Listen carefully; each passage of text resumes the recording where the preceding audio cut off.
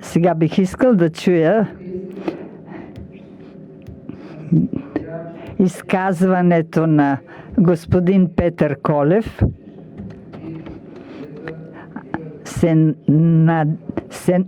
Нужда от тая дума, то се знае. Но в момента, според мен, ключа за решението на въпроса е в ръцете на всички нас да се вслушаме в това, което ни казва рапортьора на Европейския парламент. Значи, ако двете правителства, тук в София и там в Скопие, слушат рапортьора на Европейския парламент, а той виждате, че е в много тясна връзка с комисаря по разширяването, това са двете големи институции, които могат да ускорят процеса. А не ускорим ли процеса, както го казах в началото на български, но вече преминахме от най-чувствителната фаза, затова ще го кажа и на английски. We have a window of opportunity, which... Имаме един голям прозорец на възможности, но може да се стигне до точка, където няма връщане назад. Слушаме в трезвия глас на трезвия либерален глас, идващ от Европейския парламент. Заповядайте, господине. Добър вечер и от мен. От уважение към домакините ще говоря на български език, иначе съм от Щип, от Република Македония, лидер на Гражданско-демократичния съюз. Аз съм единствения македонски политик, който публично е декларирал това, че е българин в Македония. Не го е крил и не го е осъзнал, когато е станал политик, а това е мое осъзнато семейно традиционално решение, което съм го направил, когато съм станал на 18 години, пълнолетен, с право да изразя мнение по този въпрос и съм дошъл да уча висшето си образование в България, като част от групата на българите, живеещи в чужбина, по програма на Министерски съвет на Република България. Защо казвам това? Казвам за това, че очаквам от вас да разберете правилно думите ми. Пътят към ада е послан с добри намерения. Един от основните проблеми в отношенията между Македония и България се състои в едни синонимни, прекрасни братски думички, които в София е ще, а в Скопие е ке. Формулата на отношенията между Скопие и София се намира някъде там – ще и ке. А най-сериозните последствия от това неразбирателство търпят хората, които имат така своето разбиране, че не трябва да се притесняват от българския си произход в Република Северна Македония.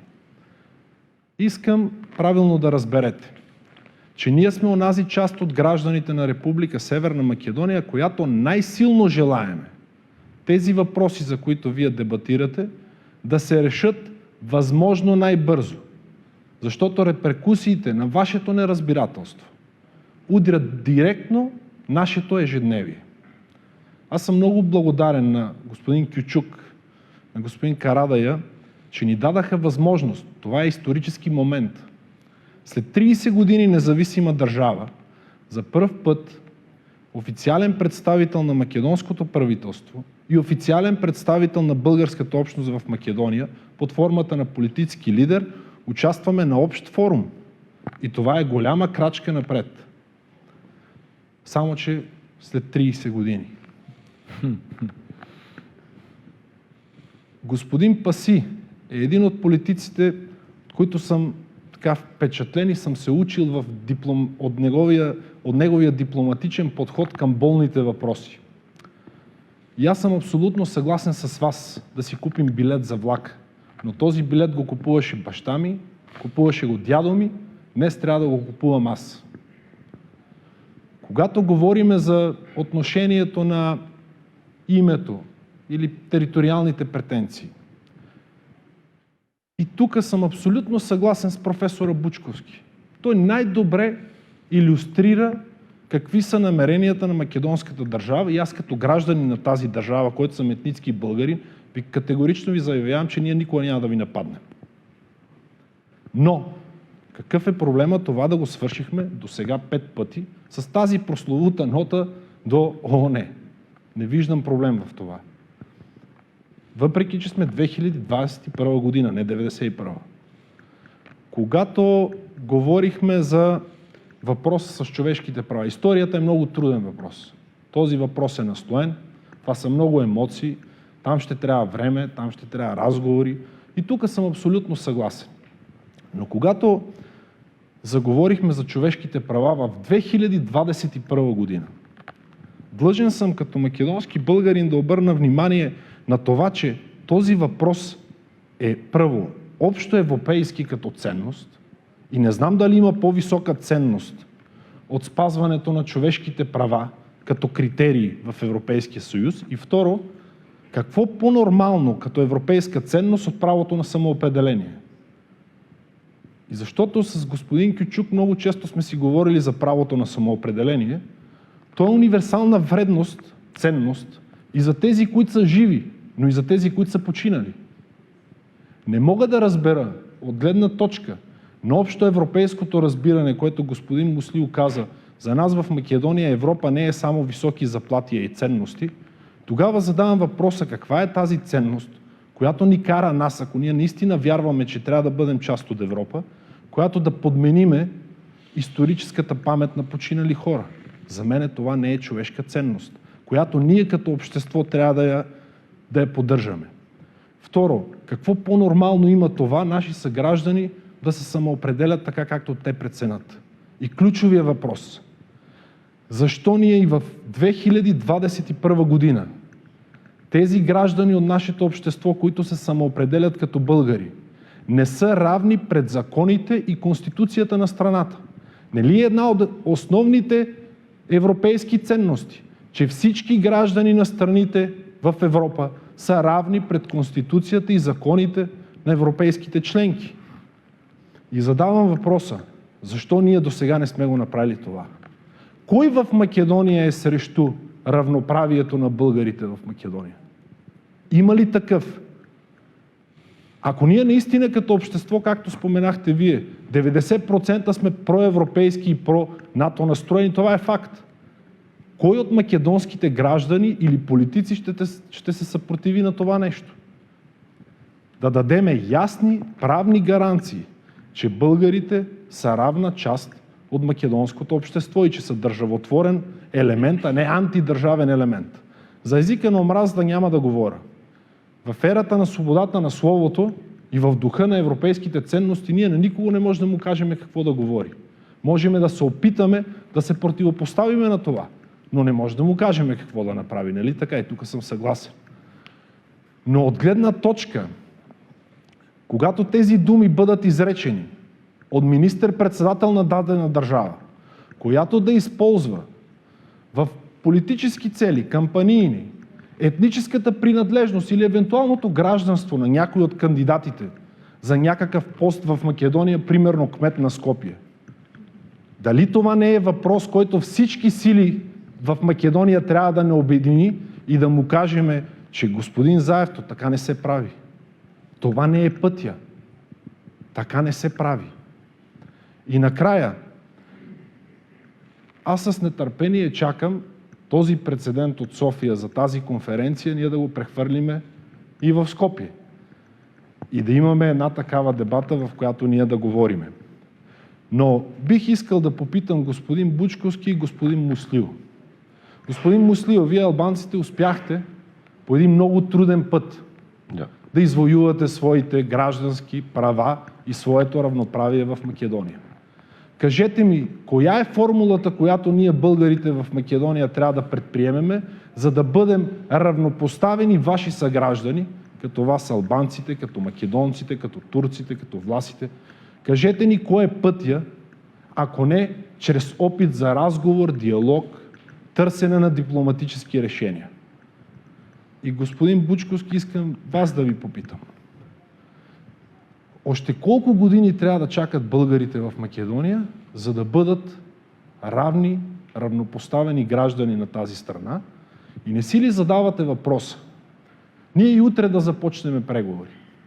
В отговорите и в комуникацията, вписването и гаранцията на правата е някога, когато се отвори Конституцията за членство на Македония в Европейския съюз.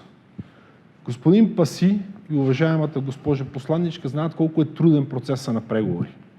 Ние с вас много добре знаеме, че първата глава за преговори е владение на правото. Ние там поне няколко години ще трябва да преговаряме. Докато затворим всички поглавия, най-вероятно, за мое огромно съжаление, след 10 или 15 години и моите деца ще трябва да водят този разговор за човешките си права в Македония.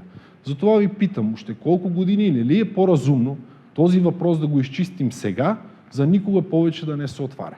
Благодаря ви. И аз благодаря. Имаше съвсем конкретни въпроси към господин Муслил и към господин Бучковски. Да започнем с господин Муслил. Значи, най-бърз начин, най-ефективен начин е съграждане на приятелства и съюзничества. Едно от най-големите съюзници в този процес. Всяки Е българското, да. Значи тук най-важни са политиците. Ние като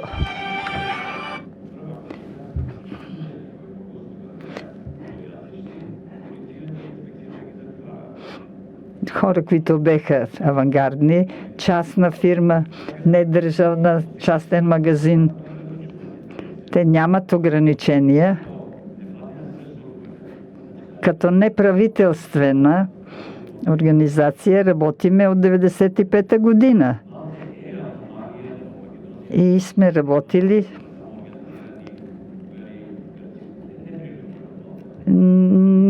не точно е, че сме самоорганизирани.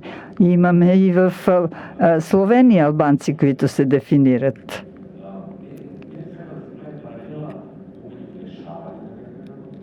И не би искал да се върши паралел.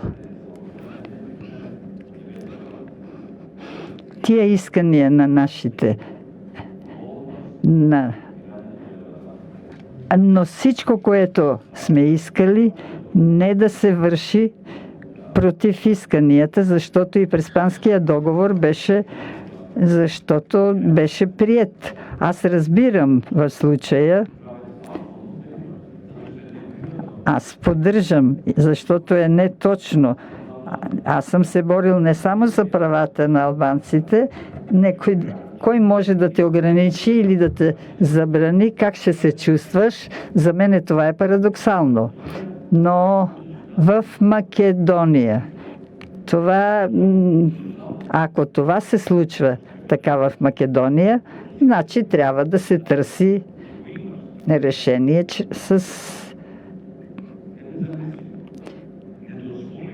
това е в Македония неразрешено да се каже.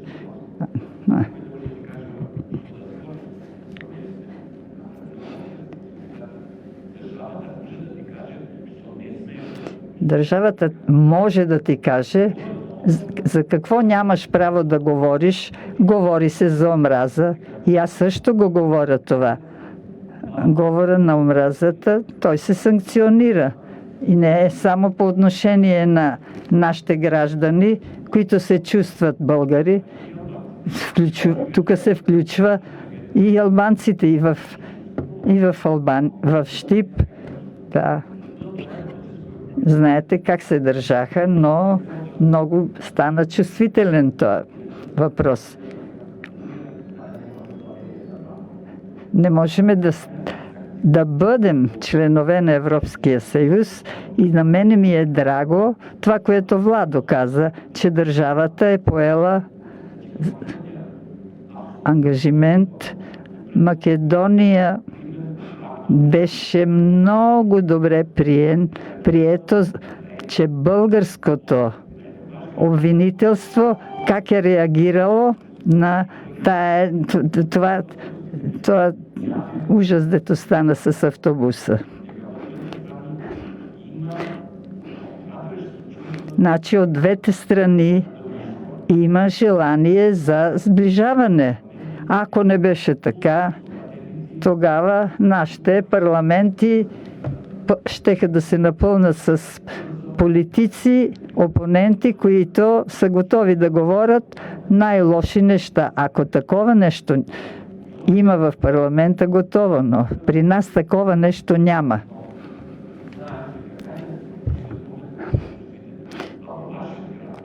във вашия град. Във вашия град няколко депутати не приеха няколко точки от Преспанския договор за сътрудничество и добросъседство. Винаги се изнамира неприятел, който не е близко и може би те по такъв начин те градат политическата си кариера. Но на Балканите перспектива няма за политици, които го изразяват. Трябва да обичаш, да си интернационал. Обичам моята държава.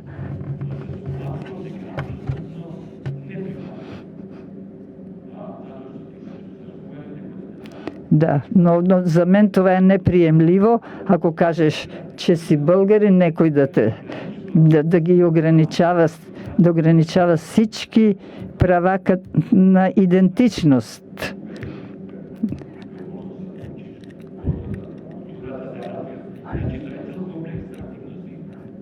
Значи, моята държава трябва да осигури за всички граждани независимо.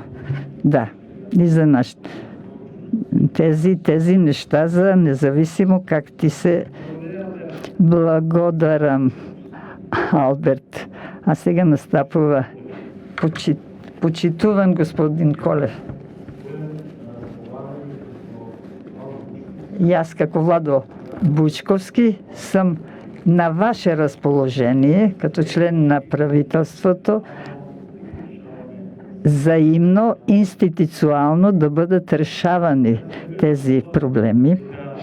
Аз не бягам, че в миналото различни бяха гледищата в София, мемуарите на Глигоров. Не трябва, Желю Желев е казал, да се влезне в преамбюлата на устава. А след това на участниците се говори, отново България отказва да им биде откажено. А сега нека да седнем и да говориме българите от Македония да бъдат нашите голямите поддръжници, а сега трябва да говориш, а не когато влезнеме в преговорите. Както 6-8 години може да... Така че ние сега трябва да ги вършиме. Македония ще се европеизира. България има вето. Дайте сега да се организираме. Българите от Македония сега ни поддържете. Дайте ни гръб. И аз ви гарантирам, че тези неща ще се променят през нощта.